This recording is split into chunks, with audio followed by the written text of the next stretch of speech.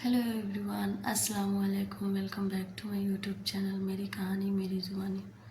कितनी अजीब बात है ना दोस्तों, जब हमारे माँ बाप ज़िंदा होते हैं तो हमें उसकी कदर ही नहीं होती है।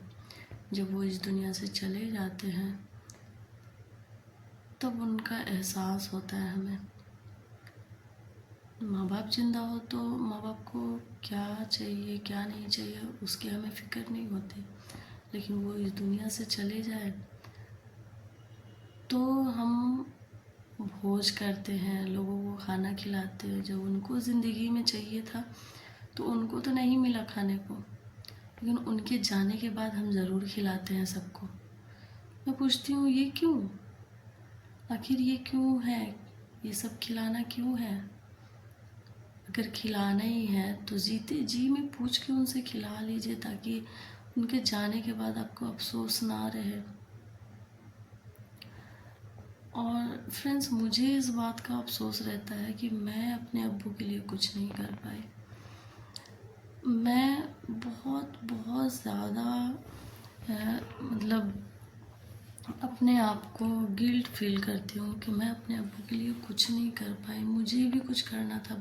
मैं सोचती थी कि मैं अभी कुछ कर रही हूँ ना, जब मैं अपने पैरों पे खड़ी हो जाऊँगी ना, तब मैं अपने अब्बू के लिए कुछ करूँगी। लेकिन मुझे क्या पता था कि मुझे अपने पैरों पे खड़ा होने से पहले ही मेरे अब्बू चले जाएंगे। मैं कभी नहीं सोची थी कि मेरे अब्बू इतनी जल्दी चले जाएंगे इस दुनिया से। कभी ऐसा लगा ही नहीं था, क्योंकि उनको इतना मतलब कभी कुछ हुआ ही नहीं। तबीयत ख़राब वगैरह अचानक से दर्द उठा और ये डॉक्टर के पास गए, रिपोर्ट आया और मतलब डॉक्टर ने 4-5 महीने का टाइम दिया और उन 4-5 महीने में ही अब्बू इस दुनिया से रुखसत हो गए।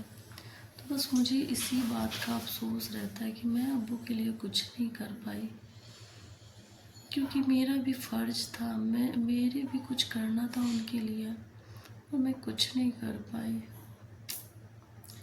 इसलिए दोस्तों, पर माँ बाप का भी फ़र्ज़ है कि बेटियों को भी पढ़ा लिखा के उसके अपने पैरों पे खड़ा कर दे, ताकि आपके लिए वो कुछ कर पाए। जब आप मुसीबत में हो तो बेटियों का भी फ़र्ज़ है कि वो आपके लिए कुछ करे, और वो आपके लिए जब नहीं करती ना तो वो अपने आप को दोषी ठहराती है, वो अपने आप को ही गिल्ट मानती है।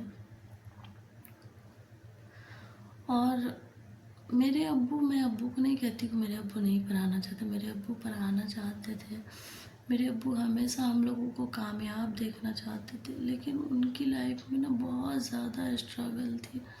वो अपनी लाइफ में बहुत ज़्यादा स्ट्रगल किया। हम लोगों के लिए तो जितना हो सका वो किए, लेकिन मुझे मतलब पैरों पे खड़ा करने के लिए पैसों की ज़रूरत होती है दोस्तों, वही हमारे पास नहीं थी।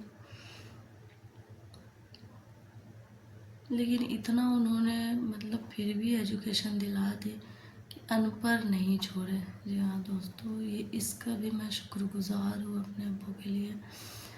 और बस मुझे इसी बात का अफसोस रहता है कि काश मैं भी अपने पैरों पे खड़ी होती, मेरे पास भी कुछ होता, तो मैं अपने अब्बू के लिए कुछ कर सकती थी।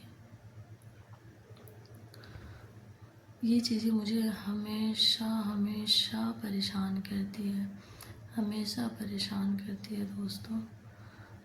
तो इसीलिए दोस्तों, मैं आप लोगों को बोलना चाहती हूँ कि बेटियों को भी पढ़ा लिखा के अपने पाँव पे उसको खड़ा करना चाहिए। जितना हक बेटों को पढ़ने का है ना, उतना ही बेटियों को भी हक है पढ़ने का। और बेटियों पे भी फ़र्ज़ है कि अपने माँ बाप की मुसीबत में वो देखें। ये नहीं है कि बेटी पढ़ाई है तो बेटी कुछ नहीं करेगी, माँ बाप के लिए बेटा ही करेगा सब कुछ, ऐसा नहीं है दोस्तों। उनको अपने आप में शर्मिंदगी होती है बेटियों को भी, कि आखिर उन्होंने मुझे भी तो जन्म दिया है। फ्रेंड्स, लास्ट में यही बोलना चाहूँगी कि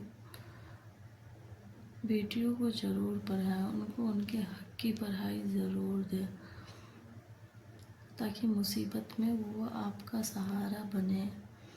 बेटा तो बनता ही बनता है, लेकिन बेटी भी आपका सहारा बने। बाय बाय, अल्लाह हाफिज़।